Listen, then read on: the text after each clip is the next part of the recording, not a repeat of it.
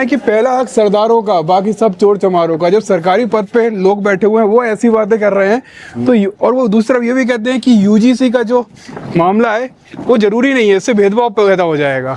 अगर कोई ये कहे, वही अधिकारी कहे कि भाई ये गलती से हो गया है, तो अगर इतने बड़े पद पे बैठा व्यक्ति गलती कर रखता है, उनके लिए तो गलती, लेकिन दूसरों के लिए तो इतना अपमानित जो है उन्होंने वर्ड कहे हैं, तो जो भारतीय दंड संहिता है उसमें तो ये अपराध है। बिल्कुल। तो जब अपराध पे कार्रवाई होगी तो फिर वो कहेंगे कि साहब देखो हमारे साथ गलत हो रहा है। तो भाई आप ऐसा काम करते क्यों? मैं जितना मैं समझ पाया हूँ, कुछ लोगों पे तो अनजाने में होता है, लेकिन जो लोग नॉलेज रखते हैं, रोज मुकदमे लिखते हैं, रोज जो है जांच करते हैं, और सीओ SC/ST एक्ट की तो जांच ही सीओ करते हैं उत्तर प्रदेश में जी। अगर उनको ये नहीं पता किस तरह के शब्द यूज करने हैं, तो फिर मैं क्या कहूँ? फिर तो मानो कि जाति पूर्वाग्रह भरा हुआ है आपके अंदर। आपको समझ ही नहीं है कि अब ये देश आज़ादी के बाद जो है संविधान वाला देश हो गया है, जहाँ आप किसी जाति के बारे में इस तरह के शब्द नहीं कह सकते हैं। वहाँ पर ये भी कहते हैं कि चमार जो शब्द है वो बोलने पर हम पर ST/ST एक्ट लग जाता है, लेकिन आप जो है जब जाति प्रमाण पत्र लेते तब तो वहाँ चमार लिखवाते हो, जाटव लिखवाते हो। झूठ है। जैसे उन्होंने क्या कहा, उन्होंने कहा कि चोर चमारों, जैसे आप जाति के साथ उस तरह के अपमानित शब्द जोड़ते हैं तो वो जो है ऑफेंस हो जाता है, तब वो जो है अपराध की संज्ञा में चला जाता है, तब फिर उस पे जो है अपराध बोध हो जाता है, तब उस पे फिर कार्रवाई होती है। जैसे अभी कुछ चल रहा है, वेब सीरीज चल रही है लोगों पे, जैसे अभी वो आया ना वो घूसखोर जी, हाँ, उसमें उनको बुरा लग गया, यहाँ बुरा नहीं लगा। अगर वो सिर्फ घूसखोर के बाद वाला वर्ड रखते तो उसमें क्या बुरा था? सही बात है। लेकिन वो घूसखोर जोड़ा था, उनको लगा कि भाई हमारे पूरे समाज पे ये जो है टिप्पणी होगी। हालांकि ठीक है, अब मुझे उन पर क्या कहना, हम पे तो अपने लोगों का बहुत काम है यार, क्या कहें, अपने लोग काम कर रहे हैं और वो उम्मीद है कि वो काम जो है आगे बढ़ेगा। 27 में जो है चुनाव है उत्तर प्रदेश में, तैयारी आपकी अच्छी खासी चल रही है, लेकिन मैं आपसे एक सवाल करना चाहता हूँ, पर्सनल सवाल है मेरा। बैठो ना, जो मैं लेके बैठो, महाराजा बन के बैठो, महाराजा कुर्सी। मेरा पर्सनल सवाल है आपसे ये कि मैं आपको 6-7 सालों से जानता हूँ, हमारी बीच में बहुत कनेक्टिविटी भी रही है। मैंने देखा है कि आप काशीराम साहब की तरह कपड़े पहनते हैं। अब मुझे पता नहीं ये बाई एक्सीडेंट हुआ कि आप सच में वैसे पहनते हैं। एक वाइट शर्ट होती है आपकी, एक पैंट होता है सादा सा, और बाबा साहब अम्बेडकर की तरह आपके हाथ में मेरा संविधान रहता है। तो ये नॉर्मल ड्रेस है। हमारे जो महापुरुष हुए हैं, मैक्सिमम उन लोगों ने कभी कुर्ता पजामा उस तरह की चीजें नहीं पहनी। हम लोग उनके फॉलोवर्स हैं, तो चीजें महसूस करते हैं कि उन्होंने क्यों नहीं पहनी है, क्या, तो कोशिश करते हैं। ऐसा नहीं कि भाई कोई कॉपी करने जैसी वो है। मैं तो कोट भी पहनता हूँ, कई दफे पार्लियामेंट जाता हूँ कोट पहन के जाता हूँ, कोई उस तरह का इवेंट होता है पार्लियामेंट तो कोट पहन के जाता हूँ। तो ये राइट्स है हमारे पास। मैं मूछे रखता हूँ, साहब तो नहीं रखते, बिल्कुल बाबा साहब भी रखते थे। तो ऐसा नहीं है कि मतलब ये अपने अपना हर समय का मतलब एक स्थिति होती है उस समय की। 25 साल पहले क्या था, उससे 25 साल पहले क्या था, 100 साल पहले क्या था, क्या स्थिति थी। अब समाज में पढ़ने लिखने के बाद थोड़ा सा उस तरह का आत्मसम्मान पैदा हो रहा है।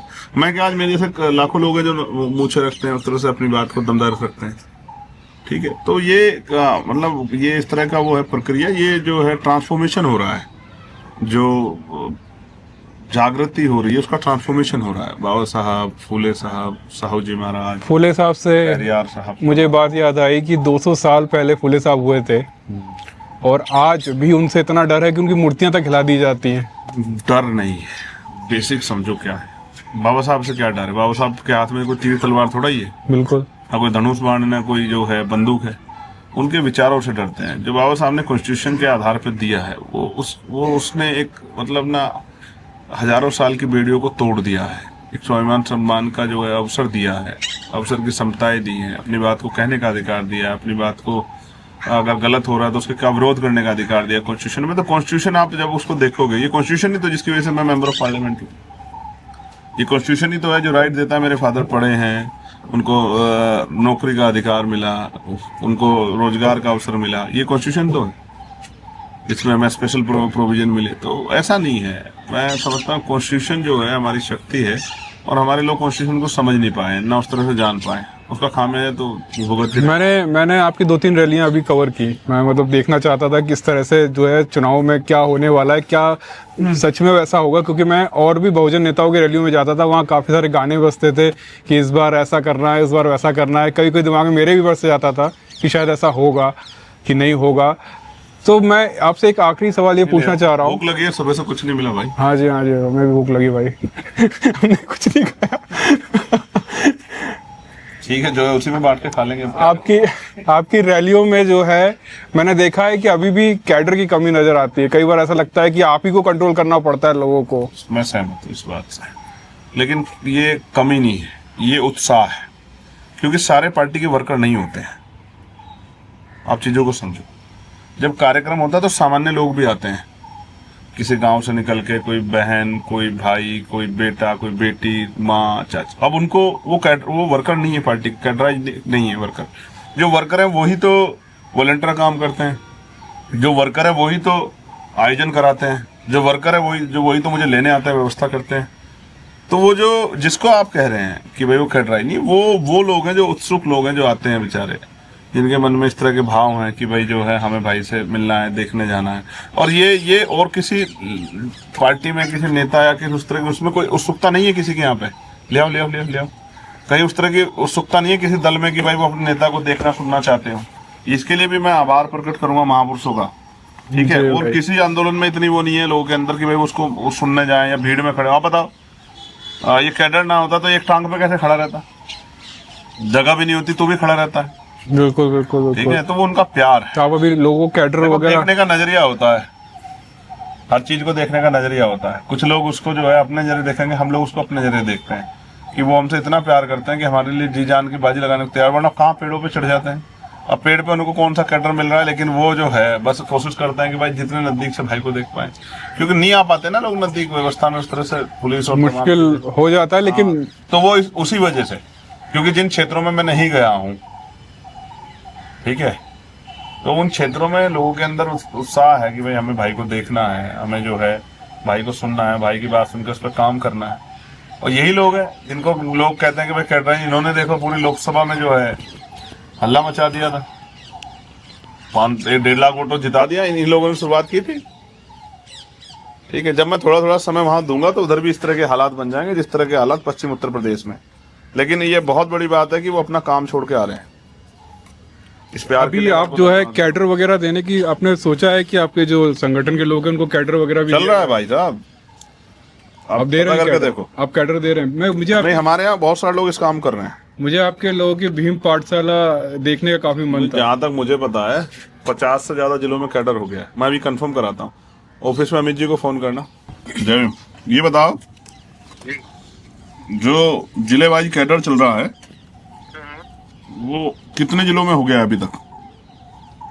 अभी तक हो गया है लगभग 63 जिलों में हो गया, 63 जिलों में हो गया। 62-63 में? हाँ अभी तो लगातार है ना? हाँ, बस ये खाली सहारनपुर बचा है आपका। सहारनपुर मंडल? मेरठ और सहारनपुर, हाँ सहारनपुर मंडल, मेरठपुर मंडल, बाकी सब कंप्लीट हो गया। अच्छा, लगभग 12 जिले बचे हैं। हाँ बस इतना ही बचा है। ठीक है, धन्यवाद। ठीक है। तो पिछले 2 महीनों से कैडर कार्यक्रम चल रहे हैं, 63 जिलों के कैडर कार्यक्रम हो चुके हैं। कैडर कार्यक्रम जो वो इसी की वजह से जो इतना जो प्यार जुट रहा है ना, वो लोग अब कैडर के बाद वो जमीन पे जाकर काम करें, उससे इतना प्यार जुट रहा है। कैडर की चीजें जो है वो ऑनलाइन नहीं होती हैं, बताई नहीं जाती हैं, वो गुप्त में चल रहे हैं वो सारे के सारे। कैडर अगर सार्वजनिक हो जाएगा जी, अपनी पॉलिसी नीतियां सार्वजनिक हो जाएगी तो फिर लड़ेंगे कैसे? भीम पाठशाला का भी काम जोरों से चल रहा है। मुझे कुछ किताबें नजर आई आपके ऑफिस में, हाँ, जिसमें देखी बाबा आपने? साहब जी। और सिलेबस इस तरह का बना है कि जब बचपन में जो पाठशाला में जाएगा तो अपने इतिहास को, अपने महापुरुषों को जानेगा, तो उसको बड़ा होने के बाद जब वो कल कामयाब हो जाएगा तो उसको याद रहेगा कि हमारे महापुरुषों ने हमारे लिए क्या किया और हमें आगे पे बैक टू सोसाइटी काम क्यों करना। मनी जरा लाना वो देखो, ये इस तरह से जो है पूरा भीम आर्मी पाठशाला जो है। अच्छा, ये कोर्स की बुक बनाई है आपने? हाँ, ये बच्चों को पढ़ाने के लिए।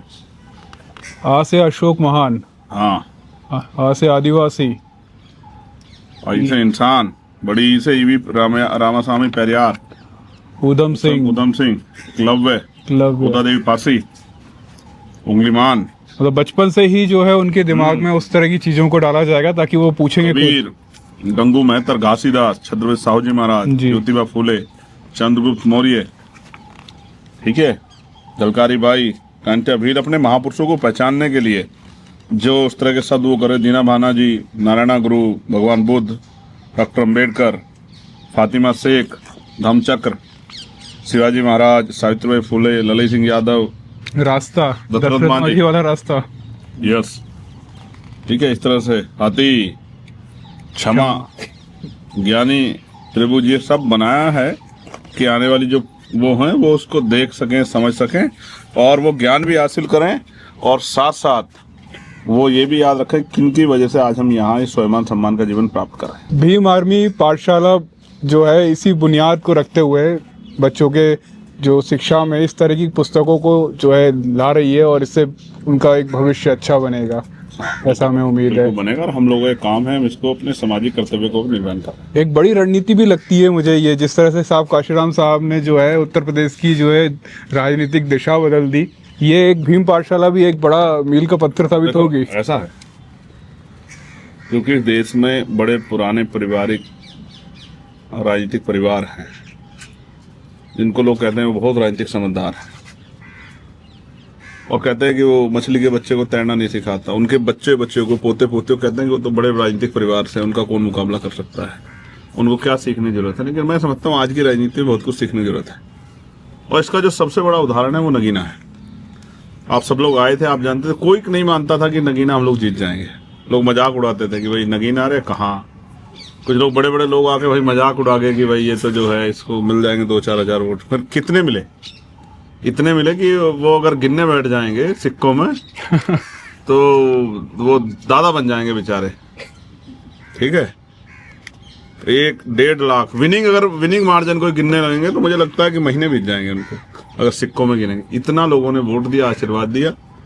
तो इसलिए मैं कह रहा हूँ आज भी लोग भरोसा नहीं करेंगे कि भाई मैं जो आज कह रहा हूँ, आजाद समाज पार्टी बड़ी पार्टी बनेगी उत्तर प्रदेश की, और कमजोर वर्गों में, दलितों, पिछड़ों, मुसलमानों में एक बहुत भाईचारा और एक बड़े प्यार का और सहयोग का माहौल, परस्पर सहयोग का माहौल बन गया है, और इससे विनिंग पोजीशन बनेगी आजाद समाज पार्टी के प्रत्याशी की। आप देख लेना। यूजीसी जो है आप बोल रहे हैं, लेकिन मुझे ऐसा लगता है कि अगर यूजीसी का विरोध करते हैं, जनरल के वोट कैसे मिलेंगे आपको? मतलब मैं जा ही रहा था, मेरे दिमाग में सवाल आ गया। जो अच्छा आदमी होगा वो हमारे कार्यशैली को वोट देगा, हमारे अच्छे कार्यों को वोट देगा। जाति धर्म के आधार पर हम किससे वोट की उम्मीद कर ही नहीं रहे हैं। हम सही काम कर रहे हैं, जो न्याय का, संविधान का, सामाजिक न्याय का पक्षधर होगा किसी जाति का, वो हमें वोट करेगा। क्या मैं ये किताब ले जा सकता हूँ अपने साथ? नहीं, आपकी तो पढ़ाई पूरी होगी, अब दोबारा से पढ़ना चाहते हैं? नहीं, मैं लोगों को बताना चाहता हूँ कि भीम आर्मी जो है किस तरह की माध्यम से लोगों पे चली जाएगी। हाँ, मैं फिर भी अगर आप चाहो इसको ले जाना, ठीक है, तो मैं इसके लिए बात करता हूँ कि ये जो इसकी जो कॉस्ट है वो हमसे आपसे ले लेंगे। जी भाई, बिल्कुल ठीक है, बिल्कुल। क्योंकि अगर आप स्टूडेंट होते तो हम आपको फ्री में देते, तो आप स्टूडेंट तो हो नहीं, इसलिए जो है जी भाई, हम दूसरी छपवा लेंगे। जी भाई, ठीक, कुछ हो इसमें अल्फाबेट पूरे वो किए गए, और 1 2 3 को भी उस तरह से। बिल्कुल बिल्कुल। मतलब यहाँ बुद्धा से लेके हर चीज उसी चीज दिखाई गई है। ठीक है, और ये बच्चे जो सीखते हैं बचपन में, उसको भी ABC को भी उस तरह से राइटिंग सीखने के लिए भी वो किया। मुझे आपकी रणनीति जो है ना बहुत ही बड़ी लग रही है, और कई सालों की लग रही है। नहीं, ये बहुत तो लंबा प्रयास है भीम आर्मी आजाद समाज पार्टी के लोगों का, कि कमजोर वर्गों के लोगों में, देखो महामना राम सुब्रमा जी हैं जी, साहू जी महाराज हैं, पेरियार हैं, ठीक है, कांतिया भील हैं, संत तुकाराम हैं, सम्राट अशोक हैं, गुरु रविदास जी हैं। ठीक है, इस तरह से एक प्रयास किया गया है कि आने वाली पीढ़ियां भी, उधम सिंह जी हैं, वो अपने इतिहास को जाने। ठीक है, नारायणा गुरु हैं, कपूरी ठाकुर है, जी, कार्ल मार्क्स हैं, कबीर साहब हैं, लाखन पारसी है, ललई सिंह यादव है। ठीक है, ऑर्गेनाइज, ठीक है, तमाम प्रयास किए गए। जगदेव प्रसाद हैं, जलकारी बाई है, गाड़गे जी बाबा हैं, गुरु घासीदास है, फातिमा शेख, इस तरह से पूरा कोशिश की एकलव्य कि भाई हमारे लोग, दीना भाना जी, भगत सिंह जी, कि वो जान पाएं और वो बच्चे सीख पाएं, और कल जो है एक बेहतर भविष्य जो है, क्योंकि शिक्षा तो हथियार है ना, इस शिक्षा के जरिए एक बेहतर हथियार जो है, इस हथियार का प्रयोग करके वो कामयाबी हासिल करें अपने जीवन। भीम आर्मी पाठशाला, ये आप यूपी के अलावा जो है MP और ये दिल्ली से एक नया वो करके पूरे देश के लिए एक नया विजन तैयार किया जा रहा है, और इसका बहुत अच्छा रिजल्ट आएगा। और जब आप ये दिखा दोगे तो कुछ संगठन इसको कॉपी करके बेचारे वही करने के, हम भी इस काम कर रहे हैं, हम तो ऐसे ही ठीक है, हम तो सामाजिक उसका काम कर रहे हैं, तो ठीक है।